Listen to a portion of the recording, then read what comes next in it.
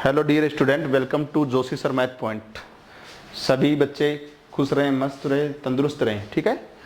आज 10 की एक्सरसाइज बेटा अपनी पूरी होने के बाद में मैं 14 की एक्सरसाइज जिसमें रचना करने वाले क्वेश्चन है वो लेकर के आया हूँ। और यहाँ पे जो अपन बोर्ड पे जो लिखा हुआ है उसके बारे में अपन चर्चा 2 मिनट बाद में करेंगे। सबसे पहले मैं कुछ बेसिक चीज़ें बता रहा हूँ, और ये बेसिक जो चीज़ें हैं ये सभी बच्चे मेरे जो वीडियो है उसको रोक करके आराम से समझ करके लिखेंगे, नोट करेंगे, उसके बाद में ये करेंगे ना। तो सबसे पहले देखिए, सबसे पहली जो चीज़ है बेटा, मैं ये बाद में लिख दूंगा मैं इसे। ठीक है। तो सबसे पहली जो चीज़ है वो देखिए कि एक तो होती है व्रत। इधर किसी को ध्यान नहीं देना है एक बार। ठीक है। सबसे पहले व्रत, जिसको अपन अंग्रेजी में कहते हैं सर्कल, CIRCLE सर्कल। ठीक है। वर्त किसे कहते हैं बेटा? तो 10 वाले चैप्टर में हम वर्त के बारे में कर चुके हैं। वर्त किसे कहते हैं? जैसे ये एक स्थिर बिंदु है और एक स्थिर बिंदु से बराबर दूरी पर बिंदु लीजिए। बराबर दूरी पर होना चाहिए, वो दूरी कितनी भी हो। ठीक है। तो जैसे ये स्थिर बिंदु है, ये C ले लिया स्थिर बिंदु, और इससे बराबर दूरी पर ये डॉट डॉट डॉट, ये सारे बिंदु है ना, सारे ये सारे के सारे इस बिंदु C से क्या है? बराबर दूरी पर है। समझ गए? ये सारे इस C बिंदु से, ये जो कि C स्थिर बिंदु है, ये C क्या है? ये स्थिर बिंदु है। समझ गए? स्थिर बिंदु है, इससे सभी क्या है? ये बराबर दूरी पर है। तो ये जो सभी स्थिर बिंदु से बराबर दूरी पर ये जो बिंदु हैं, इनको मिलाने से किसकी आकृति बन गई? किसकी रचना हो रही है? एक वृत्त की रचना हो रही है। समझ गए? तो इसलिए वृत्त की परिभाषा किताब में भी देखेंगे, और मैंने आपको जो वृत्त 10 के प्रश्नवाल में स्टार्ट किया था, वृत्त के बारे में बताया था, वहां पर भी मैंने आपको बताया था, बिंदु पथ वाले के अंदर भी बताया था कि जब आपसे ये पूछे कि किसी स्थिर बिंदु से सदैव समान दूरी पर रहने वाले बिंदु का बिंदु पथ ज्ञात कीजिए। किसी स्थिर बिंदु से सदैव समान दूरी पर रहने वाले बिंदु का बिंदु पथ ज्ञात कीजिए। आपका उत्तर होना चाहिए वृत्त सर्कल। क्यों?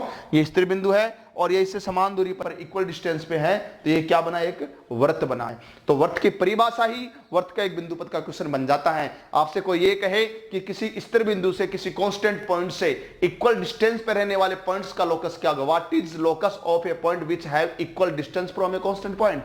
एक स्थिर बिंदु से समान दूरी पर रहने वाले बिंदु का बिंदु पथ क्या होगा? तो आप उत्तर देंगे कि वृत्त होगा। और यही वृत्त की परिभाषा है कि एक स्थिर बिंदु से समान दूरी पर रहने वाले बिंदु का बिंदु पथ क्या कहलाता है? वृत्त। आप वीडियो को प्लेबैक करके रोक करके परिभाषा लिख लेंगे, डायग्राम बना लेंगे, उसके बाद में परिभाषा लिख लेंगे आप। उसके बाद में बेटा ये जो इस परिभाषा में आपने जो बात की है, परिभाषा तो आप लिख लेंगे कि स्थिर बिंदु से सदैव समान दूरी पर रहने वाले बिंदु का बिंदु पथ वृत्त कहलाता है। और जो आपने परिभाषा में स्थिर बिंदु की बात की है, वो इसी की तो बात की है ना, तो वह स्थिर बिंदु क्या होगा?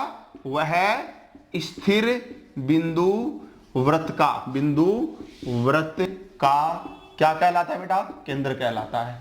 केंद्र कहलाता है। नाम तो चाहे CO कोई भी नाम दे सकते हो, लेकिन ये जो आपने परिभाषा में जिस स्थिर बिंदु की चर्चा की है वो स्थिर बिंदु क्या कहलाता है? केंद्र कहलाता है। और आपने क्या कहा? स्थिर बिंदु से समान दूरी पर, जिस समान दूरी की आपने परिभाषा में चर्चा की है वो समान दूरी क्या कहलाती है? त्रिज्या कहलाती है। यानी कि यह समान दूरी, यह समान दूरी वृत्त की क्या कहलाती है बेटा?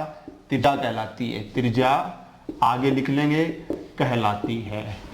समझे? कौन सी दूरी? ये दूरी है ना, ये दूरी, ये स्थिर दूरी है, ये दूरी बराबर, ये सारी दूरियां बराबर है। और ये क्या है? त्रिज्या, जिसको अपना R से ज्यादातर व्यक्त करते हैं, R से। समझ गए? एक ही वृत्त की सभी त्रिज्याएं बराबर होती हैं, आपको पता है। तो ये केंद्र है, और ये चारों तरफ का ये जो घेरा बना है, इस घेरे को क्या बोलते हैं? सबको पता है क्या बोलते हैं? परिधि बोलते हैं। क्या बोलते हैं? परिधि। CIRCUM, circumference. ठीक है, ठीक है। तो परिधि बोलते हैं, हिंदी में ध्यान रखिए आप। तो इसको अपन क्या बोलते हैं? परिधि बोलते हैं। इस चारों तरफ के घेरे को परिधि बोलेंगे, स्थिर बिंदु को केंद्र बोलेंगे, और इस परिधि और केंद्र के बीच की दूरी क्या हो गई? त्रिज्या हो गई। ये वृत्त का परिचय है। समझ गए ना? इतना समझ आया सभी बच्चों को? मिटा के चलता हूं, नोट कर लेंगे सभी बच्चे अच्छी तरह से। ठीक है, आगे बढ़ते हैं बेटा। कुछ बेसिक चीजें चल रही है वृत्त के बारे में, सभी बच्चे इसको समझते जाएंगे। ये सभी कॉपी में वीडियो को रोक रोक करके नोट करेंगे, सभी बच्चे समझेंगे। और देखिए वृत्त के बारे में और चीज बता रहा हूं, ये सारी बातें छोटी छोटी है जो कि सभी बच्चे ध्यान देंगे। ये वृत्त की परिधि हो गई, ये वृत्त का केंद्र O ले लिया मैंने, ये वृत्त का केंद्र ले लिया, वृत्त की परिधि हो गई। इतना समझ आ गया सभी को? और ये क्या है बताओ? ये वृत्त की परिधि और केंद्र के बीच की दूरी को क्या बोलते हैं? त्रिज्या, जिसको किससे व्यक्त करते हैं? ज्यादातर R से करते हैं। समझ गए? तो ये A बिंदु दे देता हूं, तो ये केंद्र O हो गया। तो O से लेकर के A तक की दूरी क्या है? O केंद्र है, और ये परिधि पर कोई बिंदु A है, तो केंद्र और परिधि के बीच की दूरी क्या हो गई अपने पास? OA बराबर R। ये क्या है बताओ? त्रिज्या है। क्या है? ये त्रिज्या है। ठीक है, ये त्रिज्या है। आई बात समझ में? फिर क्या होता है? जीवा। फिर क्या है इसमें CHORD, कोर्ड, कोर्ड यानी होती है जीवा। बेटा जीवा किसे कहते हैं वर्त के अंदर, जीवा किसे कहते हैं? जीवा के परिधि पर दो बिंदु ले लो, जैसे मैंने देखो ये दो बिंदु ले लिए, इनको मिला दिया। परिधि पर दो बिंदु ले लिए, परिधि के ऊपर होने चाहिए दोनों बिंदु। जैसे मैंने ये C और D ले लिए, ये और C और D मैंने, या B और D ले लें, कोई भी ले लो, C और D, तो ये दो बिंदु ले लिए, इनको परिधि पर लिए, उनको मिलाया, तो ये जो रेखाखंड बना उसको क्या बोलते हैं? जीवा बोलते हैं। तो कहने का मतलब है कि वर्त की जो परिधि है, परिधि पर स्थित, परिधि पर स्थित, परिधि पर स्थित दो बिंदुओं को, स्थित दो बिंदुओं को मिलाने वाला रेखाखंड, मिलाने वाला रेखाखंड, इस चीज को समझेंगे। बस आगे मैं नहीं लिख रहा हूं मिलाने वाला रेखाखंड, आगे क्या, तो आगे बात किसकी चल रही है? जीवा की, तो वो जीवा कहलाती है। समझे? तो क्या उत्तर देंगे? परिधि पर स्थित दो बिंदु को मिलाने वाला, किसकी परिधि होती है? वर्त की होती है। तो वर्त की परिधि पर स्थित दो बिंदु को मिलाने वाला रेखाखंड क्या कहलाता है? जीवा कहलाती है। कोर्ड बोलते हैं अंग्रेजी में, CHORD, कोर्ड। समझ गए? ए line segment which is joining the points on A circumference of a circle is called code of a circle. आई बात समझ में? तो ये जीवा समझ में आ गई सभी बच्चों को? तो परिधि पर दो बिंदु ले लो, उसको मिला दो, जीवा होगी। समझ गए? तो ये CD क्या है बताओ? ये CD क्या है, इसका क्या नाम है बताओ? जीवा। CD का क्या नाम हो गया? जीवा हो गया। समझ गए? ये छोटी छोटी बातें हैं, चित्र बना करके नोट करते चलेंगे सभी बच्चे। बेसिक चीज बता रहा हूं मैं, खतरनाक चीजें बता रहा हूं। समझ गए ना? वर्त के बारे में एकदम खतरनाक बात है। मिटा के चलता हूं मैं आगे, आगे मिटा के चलता हूं। अगली बात, जीवा आगे सभी सब बच्चों को समझ में? आगे देखो, नेक्स्ट सभी बच्चे देंगे, ध्यान से देखेंगे। नेक्स्ट जो अपना इसमें है वो क्या है, दोबारा बोल रहा हूं। देखो ये वृत्त, ये केंद्र।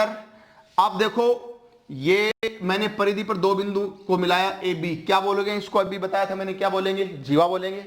ये भी क्या है बताओ? जीवा। ये भी क्या है? जीवा। ये भी क्या है? जीवा। ये O इस वर्त का केंद्र है। तो बताओ, जैसे परिधि से आप किधर जा रहे हो? केंद्र की तरफ जा रहे हो, नहीं जा रहे हो? परिधि से केंद्र की तरफ जाने पर जीवा की लंबाई में क्या हो रही है? वृद्धि हो रही है, बढ़ रही है। समझ गए? तो ये भी जीवा है और ये भी जीवा है। जो केंद्र से गुजर करके जा रही है वो भी जीवा है। समझ गए ना? लेकिन केंद्र से गुजरने वाली जीवा है, उसका एक और नाम है जिसको क्या बोलते हैं? व्यास।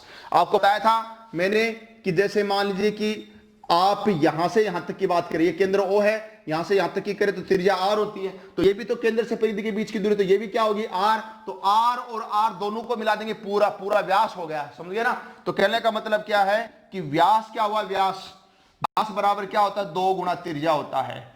व्यास बराबर क्या हो गया बताओ? 2 गुना त्रिज्या। मतलब अर्थात व्यास, वर्त का जो व्यास है, अर्थात व्यास त्रिज्या का 2 गुना होता है। त्रिज्या का 2 गुना होता है। समझ गए? होता है। देख लो आपके सामने है। तो ये अगर मैं इसको A और B नाम दूं, A और B तो ये दे दिया मैंने, चलो C और D नाम दूं, तो CD बराबर क्या है? व्यास है, जो कि 2R के बराबर होगा। क्यों होगा? क्योंकि CD व्यास है, CD ही व्यास है, इसको आप व्यास बोलेंगे। देखो ये, ठीक है? और इसकी लंबाई 2R हो जाएगी, त्रिज्या का दुगुना हो जाएगा। त्रिज्या व्यास की आधी होती है और व्यास त्रिज्या का दुगुना। कई क्वेश्चन में आपको त्रिज्या की जरूरत पड़ती है, व्यास दे दे 2 का भाग दे दो, समझ गए? व्यास दे दे और 2 का भाग दे दे, त्रिज्या आ जाएगी, क्योंकि त्रिज्या व्यास की क्या होती है? आधी होती है। और व्यास त्रिज्या का क्या होता है? दुगुना होता है, 2 गुना होता है। आई बात समझ में? ठीक है? इसका मतलब आप देख रहे हो कि ये जीवा है, ये जीवा है, ये जीवा है, ये जीवा है। आप इस चीज को समझ गए, ठीक है ना? इस चीज को समझ गए कि जैसे ही आप आगे केंद्र की तरफ जाओगे तो आप देख रहे हो कि ऐसे जीवा की लंबाई में क्या हो रही है? वृद्धि हो रही है। तो आप ये भी नोट कर लेना, मैं मौखिक रूप से बता रहा हूं कि परिधि से केंद्र की तरफ जाने पर जीवा की लंबाई में वृद्धि हो रही है, और जब ये केंद्र से गुजरेगी जीवा तो सबसे बड़ी जीवा हो जाएगी। तो समझ गए? तो कहने का मतलब ये है कि वर्त की सबसे बड़ी जीवा जब ये केंद्र से गुजरेगी तो इसको व्यास बोलते हैं। तो वर्त की सबसे बड़ी जीवा व्यास के बराबर हो जाती है। ये बढ़ रही है, बढ़ रही है, बढ़ रही है, बढ़ रही है, ये सबसे बड़ी होगी, फिर वापस कम होने लग जाए। देखो कम हो गई, कम हो गई, कम हो गई, कम हो गई, फिर कम हो गई। तो सबसे बड़ी जीवा किसके बराबर होगी? व्यास के बराबर। क्योंकि जब जीवा वर्त के केंद्र से गुजरती है तो उसको व्यास बोलते हैं, और वही वर्त की सबसे बड़ी जीवा होती है। इसलिए कई बार आपको वर्त की त्रिज्या दे दे, वर्त की त्रिज्या दे दे और कहे कि सबसे बड़ी जीवा ज्ञात करो, तो जितनी व्यास की लंबाई होगी, जैसे मान लो कि आपको त्रिज्या दे दी 5 सेंटीमीटर और बोला कि सबसे बड़ी जीवा की लंबाई बताओ, तो हम जानते हैं कि वर्त की सबसे बड़ी जीवा व्यास के बराबर होती है। तो वर्त की सबसे बड़ी जीवा व्यास निकालना है, व्यास त्रिज्या का दुगुना होता है। त्रिज्या आपको 5 दे दी तो व्यास कितना हो गया, 10 सेंटीमीटर हो गया। आई बात समझ में? तो इस तरह से आप ध्यान देंगे। तो आप इसमें लिख लेंगे कि अतः व्रत की सबसे बड़ी जीवा, वर्त की सबसे बड़ी जीवा, वर्त की सबसे बड़ी जीवा व्यास होता है। वर्त की सबसे बड़ी जीवा कौन होता है? व्यास होता है। सभी बच्चे नोट करेंगे, छाप के चलेंगे, मैं मिटा के चल रहा हूं, समझ गए? बहुत अच्छी बात चल रही है, बेसिक चीजें बेटा ये वर्त के बारे में सभी बच्चे इसको अच्छी तरह से समझेंगे, याद करेंगे, ठीक है? हाँ, तो ये वर्त की जीवा के बारे में हो गया बेटा। जैसे दोबारा आगे देखो, आगे बता रहा हूं, ये वर्त का वही केंद्र ओ जो भी नाम दे बेटा। जैसे अपन वर्त बनाते हैं तो ऐसे तो घुमाते हैं, ऐसे करते हैं। तो आप जैसे ऐसे वर्त बना रहे हो तो इसको ऐसे छोड़ करके इतना करके ऐसे छोड़ दिया, ऐसे छोड़ दिया, तो ये क्या हो गई? ये चाप हो गई। तो वर्त में जैसे ये आपने इतना इसको काटा तो ये वर्त की क्या होगी? परिधि का टुकड़ा क्या कहलाता है? चाप। जैसे ये ए और बी है तो ए बी के ऊपर ऐसे चाप का साइन इस तरह से साइन होता है, इसको कहते हैं चाप। समझ गए? ये सभी बच्चे समझे आ गई? तो ये तो हो गई चाप। अब ये चाप के जो सिरे इसको केंद्र से मिलाओगे, ऐसे मिला दो, केंद्र से मिला दो, तो ये इसके बीच का ये जो कोण बनेगा, ये कोण बनेगा, है ना? जैसे मान लो कि मैं इसको थीटा नाम दे दूं, थीटा कोण दे दिया, तो ये जो कोण बना है ए और बी के बीच का, ए और बीच में बी के बीच में थीटा है ना, तो कोण जो बना है आपका ए ओ बी, ये जो कोण बना है, समझे ना? ये जो कोण बना है ये क्या बन गया है? ये इसके द्वारा बनाया गया, चाप के शुरू को आपने केंद्र से मिलाया तो ये बन गया चाप द्वारा वृत्त के केंद्र पे, चाप द्वारा वृत्त के केंद्र पर बनाया गया कोण, ठीक है? बनाया गया कोण, ठीक है? तो ये चाप हो गई। और चाप क्या होता है? परिधि का टुकड़ा ही होता है, समझ गए ना? ये जो परिधि होती है वर्त की सबको पता है। और केंद्र से परिधि की दूरी कितनी बताई थी मैंने? त्रिज्या बताई थी। इसको किससे व्यक्त करते हैं? आर से। तो आप थोड़ा सा ध्यान रखेंगे, ठीक है? तो ये परिधि होती है चारों तरफ की, समझ गए? ये चारों तरफ की क्या होती है? परिधि होती है, समझ गए? और ये चाप है, चाप के सिरों को केंद्र से मिला होता है, ये बीच का कोण जो थीटा बन रहा है, ठीक है? ये जो कोण थीटा बन रहा है, कोण थीटा, ये जो थीटा बराबर लिख लो, थीटा बराबर कोण एओबी हो गया, एओबी के बीच का कोण, ये चाप द्वारा वर्त के केंद्र पे बनाया गया, चाप के सिरों को मिला दिया तो इसके द्वारा केंद्र पे बनाया गया कोण हो गया, ठीक है? आई बात समझ में? और इसका सूत्र भी होता है चाप द्वारा वर्त के केंद्र पे बनाया गया कोण, क्या होता है? चाप बटा त्रिज्या। चाप बटा क्या होता है? त्रिज्या। वर्त के केंद्र पे जो कोण बनाने का सूत्र होता है वो होता है चाप बटा त्रिज्या। आगे बात सभी बच्चों को नोट करते जाएंगे सभी बच्चे। फिर आगे देखो, अगली बात लिखते हैं। वर्त के बारे में सभी बेसिक चीजें चल रही हैं, सर्कल के बारे में बेसिक चीजें चल रही है। वीडियो को रोक करके और प्लेबैक करके सभी बच्चे इसको नोट करते जाएंगे, छाप करके चलेंगे। फिर देखिए ये व्रत है बेटा, ये व्रत का केंद्र ले लिया और ये केंद्र और परिधि के बीच की दूरी को त्रिज्या बोलते हैं, आर से व्यक्त करते ज्यादातर। ये चारों तरफ का घेरा होता है, इसको क्या बोलते हैं? अपन परिधि बोलते हैं। हालांकि अपन आगे चैप्टर में और करेंगे, लेकिन यहां पर भी बता दे तो परिधि का सूत्र क्या होता है? 2πr। परिधि का सूत्र क्या होता है वर्त की परिधि? ये पाई का मान आपको नहीं दे, क्वेश्चन में नहीं दे पाई का मान, तो 22/7 रखा है।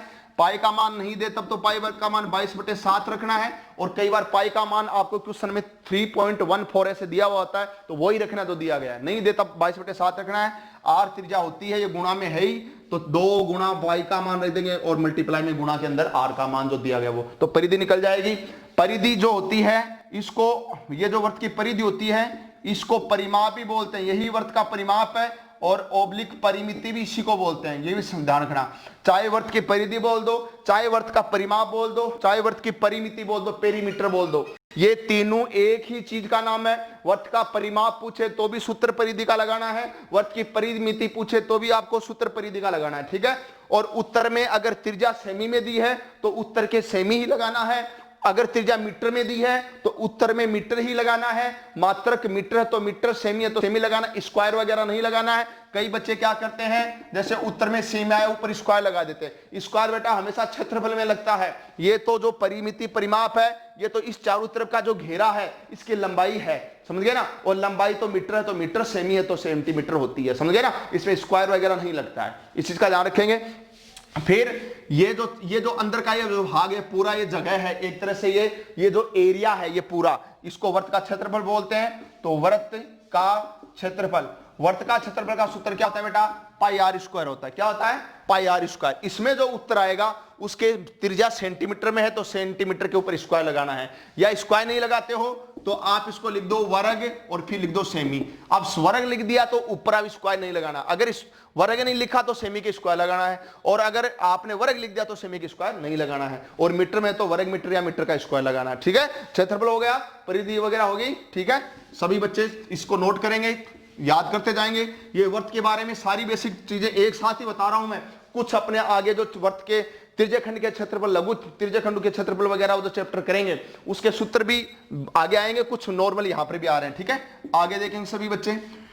ये व्रत है, ये व्रत का केंद्र है। सभी बच्चे ध्यान से सुनेंगे, अच्छी चीजें आ रही हैं। एक रेखा जो व्रत को काट करके जा रही है, एक रेखा जो व्रत को दो जगह काटती है, व्रत को क्या दो जगह काटती है, उसको कहते हैं प्रतिच्छेदी रेखा। क्या बोलेंगे इसको? प्रतिच्छेदी रेखा। याद रखना, आपसे पूछ ले कि वह रेखा जो वर्त को दो वास्तविक बिंदु पर काटती है, a line which is intersect at the two real points of a circle. एक ऐसी रेखा जो वर्त को दो वास्तविक बिंदु पर काटती है, that is called intersecting line of a circle, वह प्रतिच्छेदी रेखा कहलाती है। वर्त की क्या कहलाती है? प्रतिच्छेदी रेखा। ठीक है, दूसरी चीज बता रहा हूं, सभी बच्चे सुनेंगे। ये व्रत, ये केंद्र, एक रेखा ऐसी है जो कि इसको एक जगह ही टच करके जा रही है, ये केवल एक जगह टच करके जाएगी। ये जहां टच करेगी उसको तो बोलेंगे स्पर्श बिंदु। जैसे ये पी पर कर रही है इसको, तो इसको कहेंगे स्पर्श बिंदु। क्या बोलेंगे इसको? स्पर्श बिंदु। अंग्रेजी में कहते हैं पॉइंट ऑफ कॉन्टेक्ट। ठीक है, स्पर्श बिंदु बोलते हैं बेटा जहां पर इसको टच करके जा रही है, टच यानी स्पर्श करके जा रही है, इसलिए इसको बोलेंगे स्पर्श बिंदु। और ये जो रेखा होगी इसको कहते हैं स्पर्श रेखा। क्या बोलेंगे इसको? स्पर्श रेखा। अब बेटा देखो, आप ये जो केंद्र है, केंद्र O है, इससे इस स्पर्श रेखा, स्पर्श बिंदु को मिलाओ। केंद्र है, इसको स्पर्श, जहां पर स्पर्श करती है रेखा, उस बिंदु को मिलाओ, तो ये हमेशा 90 डिग्री का कोण होता है। ये हमेशा ध्यान रखना। कहने का मतलब है स्पर्श रेखा वर्त की त्रिज्या पर लंब होती है, 90 डिग्री का कोण बनाती है। मैं मिटा करके यहां ऊपर लिख रहा हूं, इसको नोट कर लिया होगा सभी बच्चों ने। मैं इसकी जो बात है इसको नीचे लिख रहा हूं यहां पे कि अर्थात स्पर्श रेखा वर्त की त्रिज्या, वर्त की त्रिज्या, वर्त की क्या है? त्रिज्या पर लंब होती है, लंब होती है। ब्रैकेट में लिख देता हूं, समकोण बनाती है। लंब होने का मतलब है समकोण बनाती है, समकोण बनाती है, 90 डिग्री का कोण बनाएगी। ये सभी बच्चे अच्छी तरह रट लेना, क्योंकि अपन जब डायग्राम बनाएंगे, रचना करेंगे, उसमें काम में आएगा। तो स्पर्श रेखा त्रिज्या पर क्या होती है? लंब होती है। सभी बच्चे अच्छी तरह से याद करेंगे। ठीक है, अच्छी बात है। स्पर्श रेखा समझ गए? वह रेखा जो वर्त की परिधि को एक जगह स्पर्श करते हुए जाए, एक जगह काटे, एक तरह से वर्त को एक जगह काटेगी, स्पर्श करने का मतलब एक जगह काटेगी, तो ऐसी रेखा को क्या कहते हैं? स्पर्श रेखा कहते हैं, टेंजेंट लाइन बोलते हैं इसको। ठीक है, आई बात समझ में? चलो आगे मिटा करके चलता हूं, सभी बच्चे ध्यान देंगे। अगली बात चल रही है, अगली बात, नेक्स्ट बात जो क्या है, जैसे ये व्रत है बेटा, ये व्रत है, ठीक है, ये व्रत है। अब बताओ ये व्रत का केंद्र है। अब मैं कहूं कि एक व्रत पर कितनी स्पर्श रेखाएं खींच सकते हैं, तो देखो मैंने ये स्पर्श रेखा खींची, एक जगह टच करके जा रही है, स्पर्श रेखा है। ये भी देखो एक और स्पर्श रेखा खींची, एक जगह टच करके जा रही है। ये भी स्पर्श रेखा खींची, एक जगह टच करके जा रही है। ये भी स्पर्श रेखा खींची, एक जगह टच करके जा रही है। ये भी स्पर्श रेखा खींची, एक जगह टच करके जा रही है। इसका मतलब ऐसे करते करते करते करते अनंत स्पर्श रेखाएं you can be draw on A circle. एक वृत्त के ऊपर आप अनंत स्पर्श रेखाएं खींच सकते हो। तो आपसे कोई ये पूछे या छोटा कोई एक नंबर का क्वेश्चन आ जाए कि किसी वृत्त पर कितनी स्पर्श रेखाएं खींच सकते हैं, तो कितनी बोलोगे? अनंत बोलेंगे। तो नीचे क्या लिखेंगे? अतः, डायग्राम बनाते हुए लिखेंगे ताकि समझ में आए। अतः किसी व्रत पर, अतः किसी व्रत पर अनंत, व्रत पर अनंत स्पर्श रेखाएं, अनंत स्पर्श रेखाएं खींची जा सकती हैं, जा सकती हैं। आई बात समझ में सभी बच्चों को? किसी व्रत पर कितनी अनंत स्पर्श रेखाएं खींची जा सकती है। ठीक है, ओके। चलो ऊपर लिखता हूं, आगे मिटाता हूं, और इसको नोट कर लेंगे, छाप करके डायग्राम सहित करेंगे ताकि अच्छा समझ में आए। बेटा मैं हर चीज बेसिक बता रहा हूं आपको, है ना, अच्छी तरह से नोट करेंगे। मिटा के चलता हूं भाई। अच्छा बेटा ये चीज बताओ, ठीक है, किसी वर्त पर अनंत स्पर्श रेखाएं खींच सकते हैं, ठीक है, लेकिन वर्त का कोई एक ही बिंदु दे दे। जैसे ये बिंदु दे दिया ए, अब इस पर मैंने एक स्पर्श रेखा खींची, ये खींच ली ना। अब दूसरी नहीं खींच सकते, दूसरी खींचोगे तो इसको काट करके जाएगी, अगर दूसरी खींचोगे तो इसको काट करके जाएगी, समझ गए। तो वर्त पर तो कितनी खींच सकते, किसी वर्त पे कितनी स्पर्शरेखाएं खींच सकते हैं, अनंत। और ऐसे बोल देना कि वर्त के किसी बिंदु पर, किसी बिंदु का मतलब एक बिंदु हो गया, तो किसी बिंदु पर का नाम ले ले, बिंदु का नाम दे दे, मतलब ऐसे बोले वर्त पर कितनी स्पर्शरेखाएं खींच सकते हैं, तब तो हो गई अनंत। और ये बोले कि वर्त के किसी बिंदु पर तो केवल एक खींच सकते हैं, एक ही खींच सकते हैं, देखो ठीक है। तो आप लिखेंगे कि अतः वर्त के किसी बिंदु पर, वर्त के किसी बिंदु पर केवल एक स्पर्श रेखा खींची जा सकती है,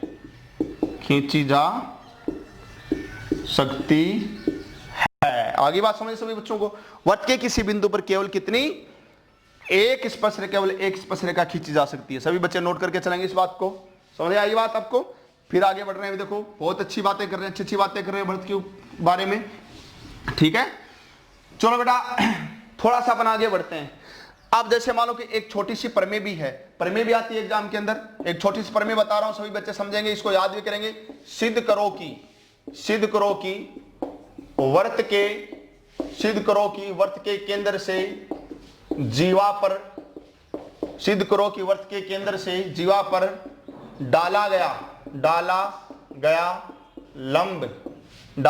लंब जीवा को समद्विभाजित करता है। यह बहुत ही इंपॉर्टेंट है, क्योंकि हम आगे जो छोटे छोटे क्वेश्चंस करेंगे उसमें इस प्रमेय का यूज होगा, इसके बाद में एक और प्रमेय आएगी उसका भी यूज होगा। तो बेटा इसको सिद्ध करना तो आना ही आना चाहिए, और इसका कथन सभी बच्चे याद भी करेंगे।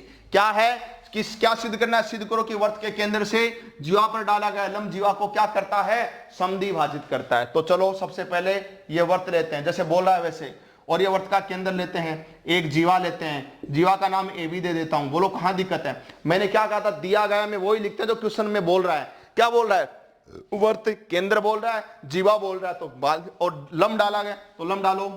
अब लंब डालोगे, ये लंब डाल दिया जीवा के ऊपर, केंद्र से लंब डाल दिया, लंब का मतलब कितने डिग्री का कोण बनाएगा, 90 डिग्री का बनाएगा, तो इधर भी 90 का बनाएगा, इधर भी 90 का बनाएगा, इसको एम नाम दे देते हैं, ठीक है। अब इसको केंद्र से मिला दिया, जीवा के सिरे एर भी है, इसको केंद्र से मिला दिया, तो नंबर 1 दिया गया। नंबर 1 में क्या लिखे, ये बेटा प्रमेय है इंपॉर्टेंट, सभी बच्चे इसको बार बार लिख करके, और मैंने मेरी गवर्नमेंट स्कूल सेकेंडरी यानी गवर्नमेंट सेकेंडरी स्कूल देवगढ़ के सभी बच्चों को ये प्रमेय अच्छी तरह से लिखवा करके तैयार करवाई हुई, सभी बच्चे इसको दोबारा रिवीजन करेंगे। 30 तारीख को अपना मैथ का जो पेपर है आने वाली जून के अंदर, तो इसको तैयार करेंगे, क्योंकि हो ना हो ऐसा अपने पास थोड़ा आ सकती है। आगे बात समझ में, तो दिया गया में क्या लिखेंगे बेटा, दिया गया में इतना ही लिखेंगे, व्रत जिसका केंद्र O है, क्या है जिसका केंद्र O नाम दिया, तो जिसका केंद्र O तथा जीवा क्या लिया आपने, बोलो AB ली, क्या दिक्कत है बोलो, जीवा AB पर लंब क्या है बताओ, लंब क्या डाला आपने, OM डाला गया है, समझ गए। रटने की कोई जरूरत नहीं बेटा, वो ही लिखेंगे करेंगे अपन जो क्वेश्चन में दिया गया, ठीक है। नंबर 2 सिद्ध करना, बेटा सिद्ध करना तो कितना आसान है बताओ, सिद्ध करना तो क्वेश्चन से पता लग रहा है। क्या सिद्ध करना है, क्या कह रहा है, डाला गया लंब जीवा को क्या करता है, समद्विभाजित, जीवा को समद्विभाजित का मतलब जीवा को सम यानी समान, द्वि यानी दो, भाजित यानी भागों में, दो समान भागों में जीवा को तोड़ता है, ये सिद्ध करना है। इसका मतलब ये लंब डालेंगे तो ये AM, इसका टुकड़ा एक तो AM होगा और एक BM होगा, ये बराबर होंगे, ये तो सिद्ध करना है। तो हमें सिद्ध करना है AM बराबर BM, इस टुकड़े को अपने को सिद्ध करना है, यानी कि ये टुकड़ा और ये टुकड़ा केंद्र से लंब डालोगे जीवा पे तो इसको समद्विभाजित करता है, समान दो भागों में विभाजित करता है, ये अपने को क्या करना है, प्रूव करना है, सिद्ध करना है, ठीक है। चलो नंबर 3 रचना। बेटा रचना में आपने क्या किया, रचना में बेटा आपने यही किया, क्या आपने किया कि जीवा, आपने जीवा A व B, जीवा AB के सिरों, जीवा AB के सिरों A व B को केंद्र से मिलाया, किससे मिलाया, केंद्र से मिलाया, ठीक है। अब बेटा इसको मिटा के चल रहा हूं थोड़ा सा मैं आपको, केंद्र से मिला दिया। अब लास्ट में करेंगे अपन उपपत्ति, ठीक है। उत्पत्ति में बेटा देखना, उत्पत्ति में क्या करेंगे अपन, त्रिभुज लेंगे। एक तो त्रिभुज ले रहा हूं, सभी देंगे बच्चे, AOM, AOM, व दूसरा त्रिभुज ले रहे हैं BOM में, BOM में। ये दोनों त्रिभुज ले लिए, AOM और BOM, ठीक है, ये ले लिए। पहला देखिए इन दोनों त्रिभुजों में OA बराबर OB, OA और OB दोनों में बराबर, इस त्रिभुज की OA भुजा इसकी OB के बराबर है। क्यों है? क्योंकि ये एक ही वृत्त की दो त्रिज्याएं हैं। ये क्या है? एक ही वृत्त की क्या है ये त्रिज्याएं। आगे लिख लेना, अच्छी तरह से लिख लेना भाई। ये क्या है? एक ही वृत्त की क्या लिखा मैंने? त्रिज्याएं हैं। क्योंकि हम जानते हैं एक वृत्त की चाहे 1000 त्रिज्या बना दो बराबर होती है, ठीक है। दूसरी बात सुनो, आपने लंब डाला नहीं डाला? लंब डाला तो ए बीच में एम और ओ, तो ये इधर कौन बन जाएगा? ये वाला बन जाएगा AMO। तो AMO ये कौन बन गया? कौन का साइन हो गया। इधर आ जाओ, बी फिर बीच में एम और ओ, BM और O, ये दोनों कौन बराबर है? क्यों है दोनों? क्योंकि समकोण है। क्यों है? समकोण है। क्योंकि 180 का देखा कि एक तरफ पूरा 180 का होता है, आपने लंब डाला, एक तरफ 90 का बढ़ा तो दूसरी तरफ 90 अपना आप ही बन जाएगा, 180 का आधा 90 बन जाएगा। दो चीजें हो गई बेटा, समझ में आ गई सभी बच्चों को। तीसरी चीज देखो क्या होगी, ये OM इस त्रिभुज में भी भुजा है, इसमें दोनों में सेम ही है, उभयनिष्ठ है। तो OM बराबर OM, तो क्या हो गई ये? उभयनिष्ठ। क्या हो गई? उभयनिष्ठ। दो त्रिभुजों में दो दो तो भुजाएं बराबर होगी, एक कोण बराबर हो गया। तो SAS, देखो ये S, फिर ये A, फिर ये S, देखो S ये भुजा है ना, फिर ये कोण, ठीक है, और ये तो SAS हो गया। तो SAS नियम से यानी दोनों क्या हो गए? सर्वांग सम हो गए। तो अतः अपने पास दो भुजाएं होगी, एक कोण हो गया। तो SAS नियम से, SAS नियम से आपका त्रिभुज AOM सर्वांग सम हो गया त्रिभुज BOM के। और जब दो त्रिभुज सर्वांग सम हो गए तो मैं थोड़ा सा डायग्राम अभी मैंने मिटा दिया था, मैं इधर थोड़ा समझा देता हूं, समझेंगे। डायग्राम ऐसे था, ये A था, ये B था, ये केंद्र O से लंब आपने M डाला था, ऐसे मिलाया था, ये डायग्राम था। अब ये त्रिभुज इस त्रिभुज के सर्वांग सम हो गया। दो त्रिभुज सर्वांग सम होने का मतलब एक दूसरे को पूरा पूरा ढक लेंगे। अब इसको काट करके इसके ऊपर लाओगे तो ये त्रिज्या तो इसके बराबर थी, ये तो OA बराबर OB पहले से है, तो ये तो इसको ढकेगी। और ये कोण इस कोण के बराबर हो जाए, इसको ढक लेगा। और ये टुकड़ा है ना, ये इसके बराबर हो जाए। ये तो मैं सिद्ध करना था कि ये जो AM और BM बराबर हो जाए, ये तो सिद्ध करना था। तो आप लिख देंगे दोनों सर्वांग सम हो गए, तो अतः इसका इस त्रिभुज की ये भुजा AM और इस त्रिभुज की भुजा BM बराबर हो जाएगी, बराबर BM। इति सिद्धम, हैंस प्रूव्ड। समझ गए? तो हमने क्या सिद्ध किया बेटा? हमने सिद्ध किया कि अगर अपन किसी वृत्त के केंद्र से किसी जीवा पे लंब डालेंगे, अगर वृत्त के किसी केंद्र से जीवा पे लंब डालोगे तो वो जीवा को क्या करेगा? समान दो भागों में विभाजित करेगा, बीच में तोड़ेगा। अगर जीवा 8 सेंटीमीटर की है तो 4-4 सेंटीमीटर का टुकड़ा बना देगा। अगर 5 की है तो 2.5 यानी 2.5 का टुकड़ा कर देगा, आधे में तोड़ देगा। समझ गए? सीधा और उल्टा दोनों कर सकते हो। वृत्त के केंद्र से जीवा पे डाला गया लंब जीवा को समद्विभाजित करता है। और कई बार आप ऐसे कह दे कि जीवा से केंद्र को जीवा से मिलाया और जीवा के दो समान भागों में उसको तोड़ रहा है, इसका मतलब आप क्या डाल रहे हो? उस जीवा के ऊपर केंद्र से लंब डाल रहे हो। समझ गए ना? तो ये भी ऐसे क्वेश्चन अपन करेंगे कल नेक्स्ट क्लास के अंदर। अपन आगे देखेंगे, सिद्ध करेंगे कि पहले तो ये बात कि जैसे ये वृत्त है और ये बाह्य बिंदु है, समझ गए? तो बेटा बाह्य बिंदु से मैंने क्या बताया, पहले सुनेंगे सभी बच्चे कि वृत्त के ये वृत्त है, ठीक है, वृत्त के अंदर कोई बिंदु होगा, उससे वृत्त के ऊपर कितनी स्पर्श रेखाएं खींच सकते? तो 0। क्यों? क्योंकि इस बिंदु से आप कोई भी लाइन खींचोगे तो ये वृत्त को काटेगी, और जब वृत्त को काटेगी तो स्पर्श रेखा नहीं होगी, तो 0। ठीक है, इस ओके। कल बाकी कल बात करेंगे। यहां तक आप करते रहे, तब तक के लिए घर पे रहे, सुरक्षित मस्त रहें और सभी से सब्सक्राइब कराएं जोशी सर मैथ पॉइंट को। Okay, bye bye.